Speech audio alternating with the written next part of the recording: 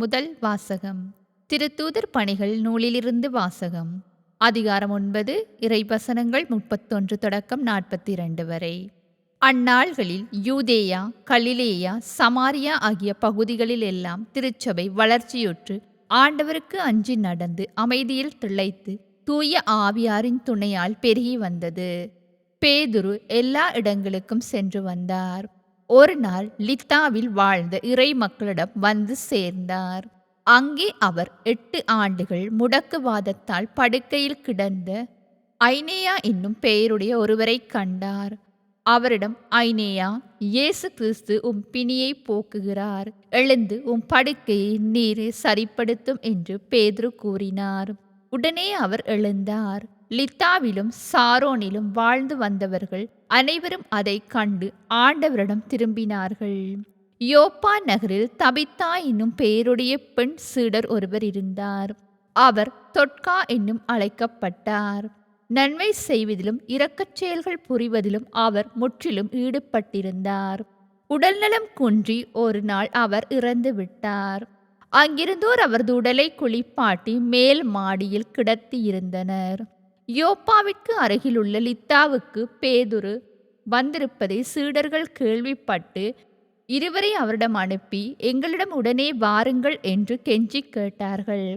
பேதுரு புறப்பட்டு அவர்களோடு வந்தார். வந்ததும் அவர்கள் அவரை மேல் மாடிக்கு அழைத்துச் சென்றார்கள். கைம்பெண்கள் அவர் அருகில் வந்து நின்று தொட்கா தங்களோடு இருந்தபோது செய்து கொடுத்த எல்லா அங்கிகளையும் ஆடைகளையும் காண்பித்தவாறே அழுதார்கள். பேதுரு அனைவரையும் வெளியே அனுப்பிவிட்டு முழந்தாள் படியிட்டு இறைவனிடம் வேண்டினார். அவரது உடலின் பக்கமாய் திரும்பி, தபித்தா, எழுந்திடு என்றார். உடனே அவர் கண்களை திறந்து பேதுருவை கண்டு எழுந்து உட்கார்ந்தார். பேதுரு அவருடைய கையை பிடித்து எழுந்து நிற்கச் செய்தார். இறை மக்களையும் கைம்பெண்களையும் கூப்பிட்டு அவர்கள் முன் அவரை உயிருடன் நிறுத்தினார். இது யோப்பா நகர் முழுவதும் தெரிய வரவே ஆண்டவர் மீது பலர் நம்பிக்கை கொண்டனர். இது ஆண்டவர் வழங்கும் அருள்வாக்கு. தூய யோவான் எழுதிய நற்செய்தியிலிருந்து வாசகம். அதிகாரம் 6, திருவசனங்கள் 60 தொடக்கம் 69 வரை.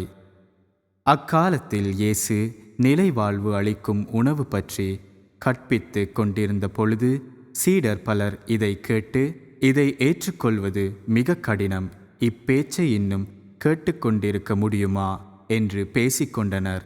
இது பற்றி தம் சீடர் முணுமுணுப்பதை இயேசு உணர்ந்து அவர்களிடம், நீங்கள் நம்புவதற்கு இது தடையாயிருக்கிறதா?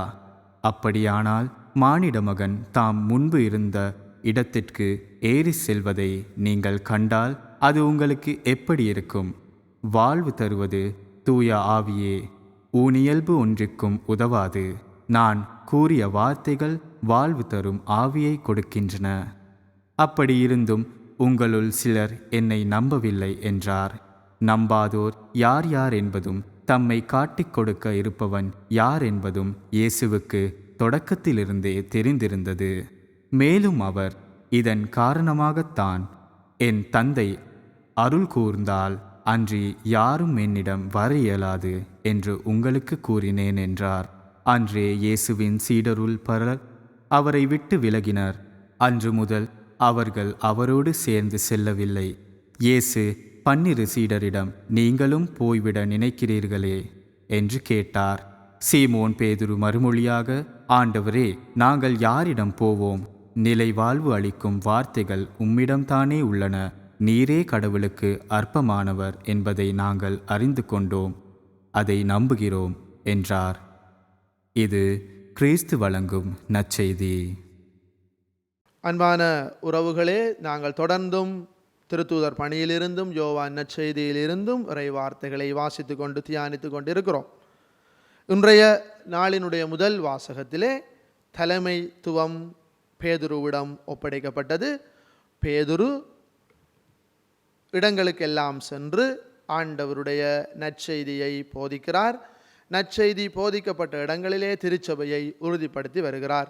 முதல் வாசகத்திலே எவ்வாறு தன்னுடைய தலைவன் இயேசு ஆண்டவர் குணமளித்தாரோ அவ்வாறு பேதுருவும் குணமளிக்கிறார். அங்கே 2 சம்பவங்கள் பேதுருவினுடைய குணப்படுத்தலை செய்த குணப்படுத்தலை காட்டி நிற்கிறது.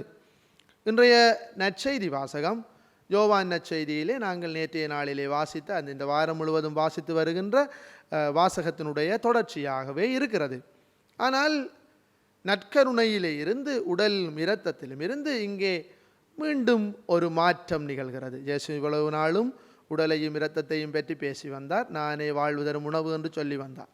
இன்றைய நாளிலே அங்கே ஏற்பட்ட விவாதத்தாலும் குழப்பத்தாலும் பலர் இயேசுவிடமிருந்து விலகிச் செல்லுகிறார்கள். இயேசு அங்கே ஒரு கேள்வியை கேட்கிறார்.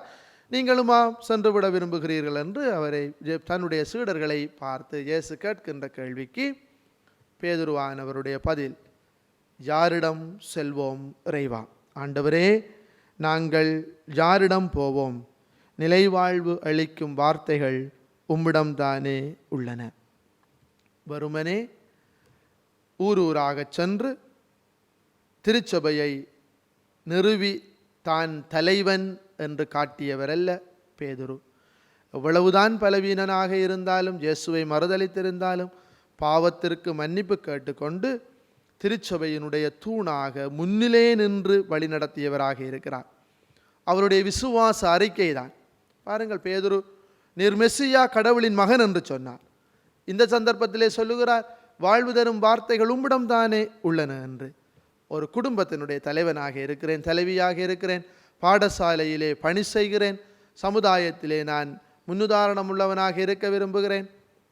இன்னுமாக நான் பல பக்தி சபைகளிலே, மரியாயன் சேனையிலே பீடப்பணியாளராக அல்லது நம்முடைய ஆலய மேப்பு பணி சபையிலே வேலை செய்கிறேன். எனக்கு பேதுருவிடம் இருந்த அந்த தைரியம் இருக்கிறதா? இயேசு ஆண்டவரை காட்டுவதற்கு, அவரை சுட்டி காட்டுவதற்கு, சான்று பகர்வதற்கு அந்த தைரியம் இருக்கிறதா? ஆண்டவரை நான் யாரிடம் செல்வேன்? நிலைவாழ்வளிக்கும் வார்த்தைகள். ஒரு வாழ்க்கையிலே பிரச்சனை வருகிற பொழுது, நான் பணி செய்கிற இடங்களிலே துன்பம் வருகிற பொழுது முடங்கி விடுகிறேனே. பேதுருவினுடைய வாழ்க்கை அனுபவம் எனக்கு பாடமாக அமைவதாக. ஆமேன்.